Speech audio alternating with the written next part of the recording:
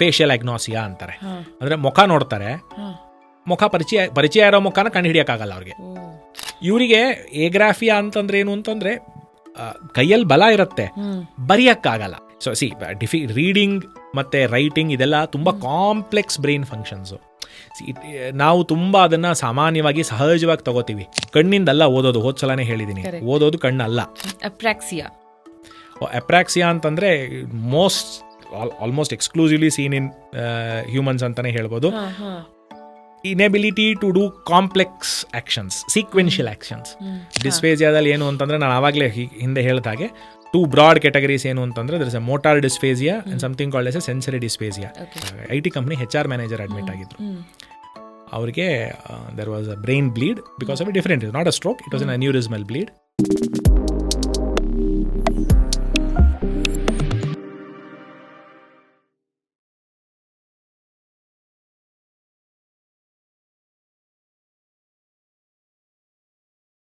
ಒಂದಷ್ಟು stroke neurological terms ಅದನ್ನು ನಮಗೆ ಎಕ್ಸ್ಪ್ಲೇನ್ ಮಾಡೋ ಹಾಗಿದ್ರೆ. ಅಗ್ನೋಸಿಯಾ, ಓಕೆ, ಅಂದರೆ ಇದು ಹೆಂಗೆ ಅಂತಂದರೆ ನಾನು ಮುಂಚೆನೇ ಹೇಳಿದ ಹಾಗೆ ಮಿದುಳಿನ ಯಾವ ಭಾಗ ಕೆಲಸ ಮಾಡ್ತಿಲ್ವೋ ಆ ಭಾಗದಿಂದ ಉಂಟಾಗುವಂಥ ಫಂಕ್ಷನ್ ಹೋಗ್ಬಿಡತ್ತೆ. ಆ ಭಾಗ ಬ್ರೈನಿನ ಆ ಭಾಗ ಕೆಲಸ ಮಾಡ್ತಿಲ್ಲ. ಸೊ ಅದಕ್ಕೆಲ್ಲ ಒಂದೊಂದು ಮೆಡಿಕಲ್ ಟರ್ಮ್ಸ್ ಒಂದೊಂದಿರುತ್ತೆ. ಈಗ ಫಾರ್ ಎಕ್ಸಾಂಪಲ್ ಅಗ್ನೋಸಿಯಾ ಅಂತಂದರೆ ಬ್ರಾಡ್ ಆಗಿ ಕಂಡು ಹಿಡಿಯೋದಕ್ಕಾಗೋದಿಲ್ಲ.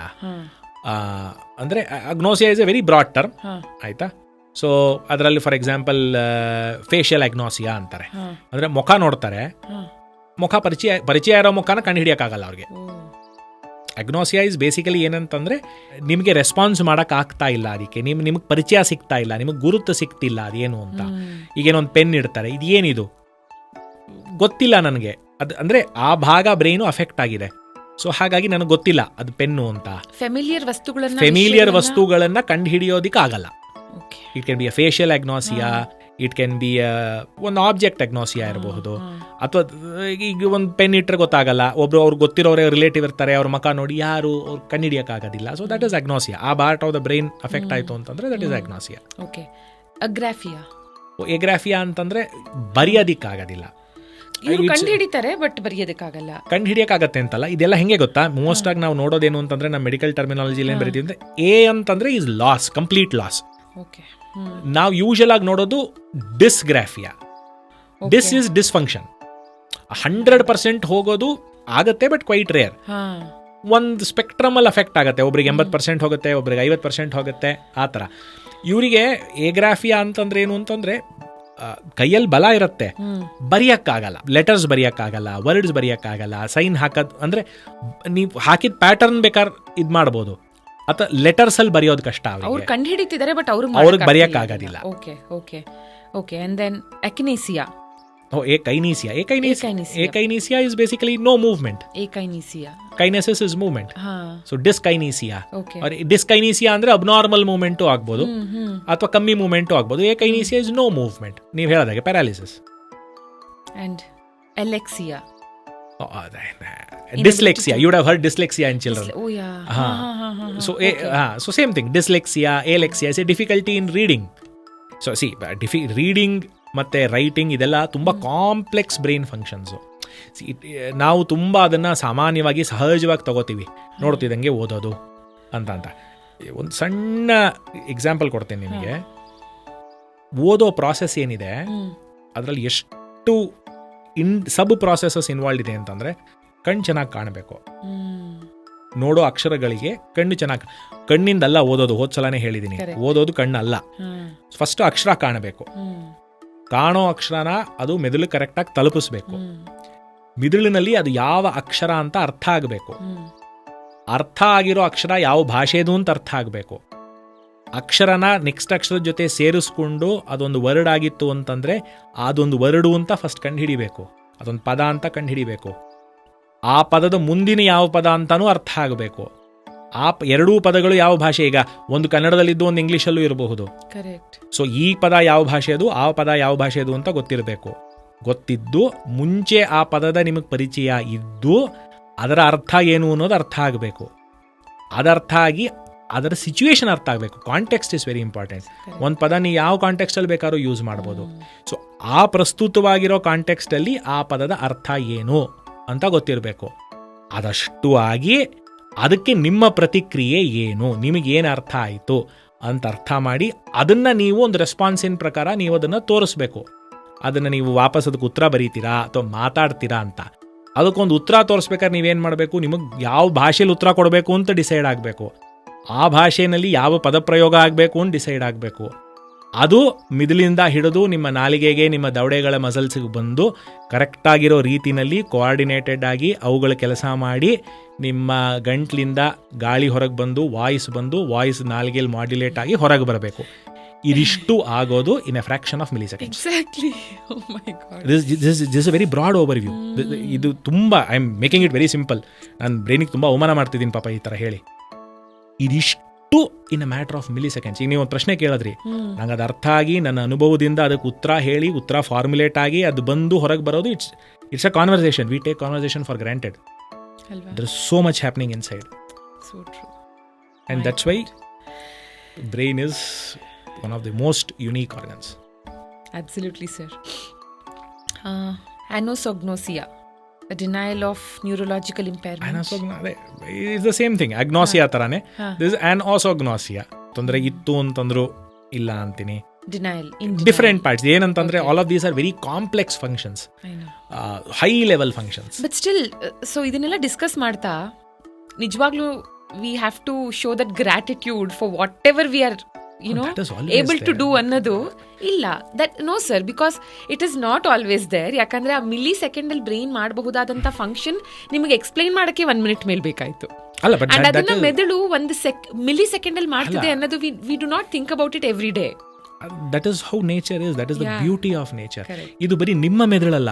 ಕರೆಕ್ಟ್. ಇದು ಯಾವ ಒಂದು ಪ್ರಾಣಿನಾರು ತಗೊಳ್ಳಿ, ಅದರ ಜೀವನ ಶೈಲಿಗೆ ಬೇಕಾಗಿರುವಂಥ ರಿಯಾಕ್ಷನ್ ಟೈಮ್ಸು ಆ ಪ್ರಾಣಿಗೆ ಚೆನ್ನಾಗಿರುತ್ತೆ. ಉದಾಹರಣೆ ಕೊಡ್ತೀನಿ. ವೈಲ್ಡ್ ಲೈಫ್ ಸಫಾರಿ ಹೋಗ್ತೀರಾ, ಗೈಡ್ ಹೇಳ್ತಾನೆ ಅಲಾರಾಮ್ ಕಾಲ್ ಬಂತು ಅಂತಂದ್ರೆ ಯಾವುದೋ ಒಂದು ಪ್ರಾಣಿ, ಹುಲಿ ಆಗಲಿ ಚಿರತೆ ಆಗಲಿ ಯಾವುದೋ ಇದಾಗ್ತಾ ಇದೆ ಅಂತ ಹೇಳಿ. ಒಂದು ಜಿಂಕೆ ಆಗಲಿ ಅಥವಾ ಬೇರೆ ಯಾವುದೋ ಆಗಲಿ 24/7 ಅಲರ್ಟ್ ಆಗಿರಬೇಕದು. ಅದ್ರ ಕಿವಿ ಯಾವಾಗಲೂ ಅಲರ್ಟ್ ಆಗಿರುತ್ತೆ, ಬ್ರೈನ್ ಯಾವಾಗಲೂ ಪ್ರಾಸೆಸ್ ಮಾಡ್ತಾ ಇರುತ್ತೆ. ಆ್ಯಂಡ್ ಯಾವಾಗ ಅದಕ್ಕೆ ಡೇಂಜರ್ ಇದೆ ಅಂತ ತಕ್ಷಣ ರಿಯಾಕ್ಟ್ ಮಾಡಬೇಕದು. It's a matter of life and death. Okay, ನಮಗೆ it's never a matter of life and death. ಈಗ ಯಾರೋ ಏನೋ ಹೇಳೋದು ಅಂತಂದರೆ ಅದನ್ನು ಕೇಳಿಸ್ಕೊಂಡು ಉತ್ತರ ಕೊಡದೇ ಇರೋದು ನಮ್ಗೆ ಅದು choice, that is a privilege. ಅವುಗಳಿಗೆ ಅದಲ್ಲ, it's a matter of life and death. So it has to react in that millisecond. ಆ ಒಂದು ಮಿಲಿ ಸೆಕೆಂಡಲ್ಲಿ ಅರ್ಥನೂ ಮಾಡ್ಕೋಬೇಕು, ರೆಸ್ಪಾನ್ಸು ಕೊಡಬೇಕು. And that is how beautifully the brain works. Apraxia. Apraxia ಅಂತಂದರೆ almost exclusively seen in humans ಅಂತಲೇ ಹೇಳ್ಬೋದು. Inability to do complex actions, sequential actions. For example, ಅಪ್ರಾಕ್ಸಿಯಲ್ಲಂತೂ ತುಂಬ ಸಬ್ ಡಿವಿಷನ್ಸ್ ಇದೆ. ಹೇಳ್ತಾ ಹೋಯಿತು ಅಂತಂದರೆ ಅದೊಂದು ದೊಡ್ಡ ಸಬ್ಜೆಕ್ಟ್ ಅದು ಅಪ್ರಾಕ್ಸಿಯಾ. ಫಾರ್ ಎಕ್ಸಾಂಪಲ್, ನಿಮ್ಮ ಕೈಗೆ ನಾನು ಒಂದು ಪೆನ್ ಕೊಡ್ತೀನಿ, ನಿಮ್ಗೊಂದು ಹೇಳ್ತೀನಿ, ಪೆನ್ ಕ್ಯಾಪ್ ಅಂತ ತೆಗೆದು ಒಂದು ಏನೋ ಸೀನೋ ಏನೋ ಒಂದು ಬರೆದು ವಾಪಸ್ಸು ಪೆನ್ನ ಕ್ಯಾಪ್ ಒಳಗೆ ಹಾಕಿ ಇಡಬೇಕು ಅಂತ. That's a sequence of events. ನಿಮ್ಗೆ ಅದು ಮಾಡೋಕ್ಕಾಗಲ್ಲ. You lose sequence. You don't know, either it can be because ನಿಮಗೆ ಪೆನ್ ಏನು ಅಂತ ಗೊತ್ತಿಲ್ಲ, ಅಥವಾ ಕ್ಯಾಪ್ ತೆಗೆದು ಬರೀಬೇಕು ಅಂತ ಗೊತ್ತಿಲ್ಲ, ವಾಪಸ್ ಹಾಕೋಕ್ಕೆ ಗೊತ್ತಾಗಲ್ಲ. That is a form of apraxia. ಅಥವಾ ಒಂದು ಬೆಂಕಿ ಪೊಟ್ನ ಕೊಟ್ಟು ಒಂದು ಬೆಂಕಿ ಕಡ್ಡಿ ತೆಗೆದು ಅದನ್ನು ಹಚ್ಚಿ ಒಂದು ದೀಪ ಹಚ್ಚಿ ಅಂತ ಹೇಳಿದ್ರೆ ಅದು ಮಾಡೋಕ್ಕಾಗಲ್ಲ. ಸಿಂಪಲ್, ಒಂದು ಶರ್ಟ್ಗೆ ಒಂದು ಬಟನ್ ಹಾಕೋಬೇಕು, ಮೇಲಿಂದ ಕೆಳಗೆ ಬಟನ್ ತೆಗೆದು ಕೆಳಗಿನ ಮೇಲೆ ಬಟನ್ ಹಾಕೊಳ್ಳಿ ಅಂತ ಹೇಳಿದ್ರೆ ಅದು ಮಾಡೋಕ್ಕಾಗಲ್ಲ. So that is a type of apraxia. See, ಅಪ್ರಾಕ್ಸಿಯಾದಲ್ಲಿ ಲಾಟ್ ಆಫ್ ಟೈಮ್ಸ್ ಏನಾಗುತ್ತೆ ಅಂದರೆ ಕೈಯಿಂದ ವೀಕ್ನೆಸ್ ಇದ್ದರೂ ಬಟನ್ ಹಾಕೊಳ್ಳೋಕ್ಕಾಗಲ್ಲ, ಅಪ್ರಾಕ್ಸಿಯಾ ಇದ್ದರೂ ಬಟನ್ ಹಾಕೊಳ್ಳೋಕ್ಕಾಗಲ್ಲ. ಇದೆಲ್ಲ ಹೆಂಗೆ ಅಂತಂದರೆ these are called higher mental functions. ಇದು ಬ್ರೈನಿನ ಬೇಸಿಕ್ ಕೆಲಸ ಅಲ್ಲ. This is processing ability of the brain. ಇದು ಹ್ಯೂಮನ್ಸಲ್ಲಿ ತುಂಬ ಇವಾಲ್ವ್ ಆಗಿರೋ ಬ್ರೈನು, ಕಲ್ತಿರೋ ಕೆಲಸಗಳು. ಈಗ ಫಾರ್ ಎಕ್ಸಾಂಪಲ್, ನೀವು ನನಗೆ ಒಂದು ಏನೋ ಇನ್ಸ್ಟ್ರೂಮೆಂಟ್ ಕೊಟ್ಟು ಒಂದು ಮರದ ಕೆತ್ತನೆ ಮಾಡಿ ಅಂತಂದ್ರೆ ನನಗೆ ಮಾಡೋಕ್ಕೆ ಬರಲ್ಲ, ಅದು ಅಪ್ರಾಕ್ಸಿಯಾ ಅಲ್ಲ. Correct. I am not use to that. Correct. So ತುಂಬ ಈಗ ನಿಮ್ಮ ಕೈಗೆ ನಾನೊಂದು ಇದು ಕೊಟ್ಟು ಸರ್ಜರಿ ಮಾಡಿ ಅಂತಂದರೆ ನಿಮಗೆ ಮಾಡೋಕ್ಕೆ ಬರೋದಿಲ್ಲ. ಸೊ ನಾನು ನಿಮ್ಮನ್ನು ಅಪ್ರಾಕ್ಸಿಯಾ ಇದೆ, ನಿಮಗೆ ಸ್ಟ್ರೋಕ್ ಇದೆ ಅಂತ ಹೇಳಕ್ಕೆ ಬರೋದಿಲ್ಲ. ನಿಮಗೆ ಅಭ್ಯಾಸ ಇರುವಂಥ ಕೆಲಸನ ನಿಮಗೆ ಗೊತ್ತಿರೋ ಸಾಧನಗಳಿಂದ ಮಾಡೋಕ್ಕಾಗದೇ ಇದ್ದಾಗ that is probably apraxia. It is very individualistic, very high level of brain working. High level of brain function. Very high level of brain working. Which we do every day and take it for granted. We always take it for granted. We take everything for granted. Correct, sir. And lastly, aphasia ಅನ್ಬಹುದಾ ಅದನ್ನ? It's more commonly seen as dysphasia, ಮಾತು. Okay, ಆಯ್ತಾ. ಡಿಸ್ಫೇಸಿಯಾದಲ್ಲಿ ಏನು ಅಂತಂದ್ರೆ ನಾನು ಆವಾಗಲೇ ಹಿಂದೆ ಹೇಳಿದ ಹಾಗೆ 2 ಬ್ರಾಡ್ ಕ್ಯಾಟಗರೀಸ್ ಏನು ಅಂತಂದ್ರೆ there is a motor dysphasia and something called as a sensory dysphasia. Just ಹೇಳಿದ ಹಾಗೆ ಸ್ಪೀಚಿಗೆ 2 ಕಾಂಪೊನೆಂಟ್ ಇದೆ. ಒಂದು ಕಾಂಪ್ರಹೆನ್ಷನ್, ಅರ್ಥ ಮಾಡ್ಕೋಬೇಕು. ಈ ಹೇಳಿದ್ದು ಅಥವಾ ಓದಿದ್ದು ಅರ್ಥ ಆಗಬೇಕು. That is one broad base. ಅದಕ್ಕೆ ಅಂತಾನೆ ಬ್ರೈನಲ್ಲಿ ಒಂದು ಸೆಪರೇಟ್ ಜಾಗ ಇದೆ, ಓದಿದ್ದು ಅಥವಾ ಕೇಳಿದ್ದನ್ನ ಅರ್ಥ ಮಾಡ್ಕೊಳ್ಳೋ ಜಾಗ. ಇನ್ನೊಂದು ವಾಪಸ್ ಉತ್ತರ ಕೊಡೋ ಜಾಗ. ನಾಲಿಗೆ, ದವಡೆಗಳ ಮಸಲ್ಗಳು, ವಾಯ್ಸ್, ನಮ್ಮ ವೋಕಲ್ ಕಾರ್ಡ್ಸು ಯಾವ ರೀತಿ ಮಾಡ್ಯುಲೇಟ್ ಆಗಿ ಯಾವ ಥರ ಅರ್ಥ ಬರುತ್ತೆ ಅನ್ನೋದನ್ನ ಕಂಟ್ರೋಲ್ ಮಾಡೋದಕ್ಕೆ ಇನ್ನೊಂದು. ಇವೆರಡು ಪಕ್ಕದಲ್ಲಿ ಒಂದು ಸ್ವಲ್ಪ ದೂರದಲ್ಲಿದೆ, ಬಟ್ ಎರಡು ಡಿಫ್ರೆಂಟ್, ಎಂಟೈರ್ಲಿ ಡಿಫ್ರೆಂಟ್ ಪ್ಲೇಸಸ್. ಪ್ರತಿಕ್ರಿಯೆ ಕೊಡೋ ಜಾಗದಲ್ಲಿ ಸ್ಟ್ರೋಕ್ ಆಯಿತು ಅಂತಂದರೆ ಮೋಟಾರ್ ಡಿಸ್ಫೇಸಿಯಾ ಆಗುತ್ತೆ. ಅವ್ರಿಗೆ ಮಾತಾಡೋಕ್ಕಾಗಲ್ಲ. ಅವ್ರಿಗೆ ಮಾತಾಡಬೇಕು, ಅವ್ರಿಗೆ ಏನು ಮಾತಾಡಬೇಕು ಅಂತ ಗೊತ್ತು, ಮಾತು ಹೊರಗೆ ಬರಲ್ಲ, ಒದ್ದಾಡ್ತಾರೆ ಮಾತಾಡೋಕ್ಕೆ. ಅದು ಅಂದರೆ you can see them frustrated, they can't talk. ಮಾತಾಡಬೇಕು. ಇದರಲ್ಲಿ ಏನು ಗೊತ್ತಾ, ನಾಲ್ಗೆ ಚೆನ್ನಾಗಿ ಮೂವ್ ಆಗುತ್ತೆ. ನೀವು ಅವ್ರನ್ನ ಕೇಳಿ ನಾಲ್ಗೆ ಹೀಗೆ ಹೀಗೆ ಆಡಿಸ್ತಾರೆ, ಬಾಯಿ ತೆಗಿತಾರೆ, ಶಬ್ದ ಮಾಡ್ತಾರೆ, ಮಾತು ಬರಲ್ಲ, ಮಾತಿನ ಕೋಆರ್ಡಿನೇಷನ್ ಹೋಗ್ಬಿಡುತ್ತೆ. That is motor dysphasia. ಇನ್ನೊಂದು ಸೆನ್ಸರಿ ಡಿಸ್ಫೇಸಿಯಾ. ಅದು ಹೆಂಗೆ ಅಂತಂದರೆ ಮಾತಾಡೋದೇ ಅರ್ಥ ಆಗಲ್ಲ ಅವ್ರಿಗೆ. ನೀವು ಏನು ಹೇಳಿದ್ರು ಅರ್ಥ ಆಗಲ್ಲ, ಅರ್ಥ ಹೋಗ್ಬಿಡುತ್ತೆ. ಅವ್ರಿಗೆ ಇಷ್ಟ ಬಂದಿದ್ದು ಮಾತಾಡ್ತಿರ್ತಾರೆ. ಅವ್ರಿಗೆ ಮಾತಾಡೋಕ್ಕೆ ತೊಂದರೆ ಇಲ್ಲ, ಮಾತು ಅರ್ಥ ಆಗಲ್ಲ, ಓದಿದ ಅರ್ಥ ಆಗಲ್ಲ, ಏನೇನೇನೋ ಅಸಂಬದ್ಧವಾಗಿ ಮಾತಾಡ್ತಾ ಇರ್ತಾರೆ. That is called sensory dysphasia.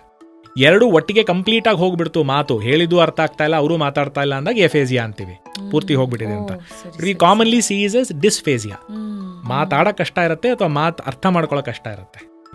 Just off topic, ಹೆಂಗೆ ಅಂತಂದರೆ ನಮ್ಮಲ್ಲೊಬ್ಬರು IT company HR manager admit ಆಗಿದ್ರು.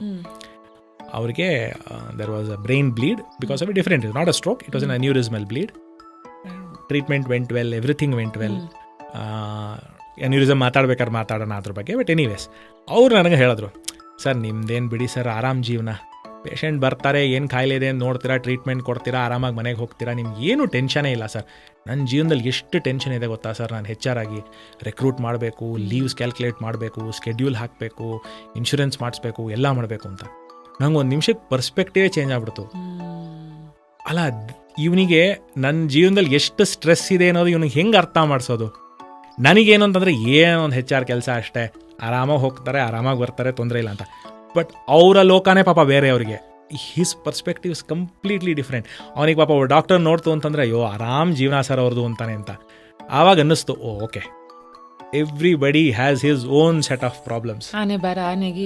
ಇಲ್ಲಿ ಬರ ಅಷ್ಟೇ. ಅವನು ಭಾರ ಅವನಿಗೆ ಪಾಪ ಜಾಸ್ತಿ, ನನ್ನ ಭಾರ ನನಗೆ ಜಾಸ್ತಿ, ನನ್ನ ಭಾರ ಅವನಿಗೆ ಅರ್ಥ ಆಗಲ್ಲ, ಅವನ ಭಾರ ನನಗೆ ಅರ್ಥ ಆಗಲ್ಲ. ಎಕ್ಸಾಕ್ಟ್ಲಿ. ಬಟ್ ನಮ್ಮ bottom line is that stroke ಅನ್ನೋ ಸಬ್ಜೆಕ್ಟು ನಿಮ್ಮೆಲ್ಲರಿಗೂ ಅರ್ಥ ಆಗಬೇಕು. ಅದಕ್ಕೆ ಮುಂದಿನ ಎಪಿಸೋಡಲ್ಲೂ will talk a lot about stroke ಅಥವಾ ಬ್ರೈನ್ ಅಟ್ಯಾಕ್ ಅಂತ ಏನು ಕರಿತೀವಿ. ಇನ್ ದ ಮೀನ್ ಟೈಮ್ ನಿಮ್ಮ ಪ್ರಶ್ನೆಗಳೇನಾದರೂ ಇದ್ದರೆ ಕಮೆಂಟ್ ಸೆಕ್ಷನಲ್ಲಿ ಅದನ್ನ ಪೋಸ್ಟ್ ಮಾಡಬಹುದು. Thank you so much for watching.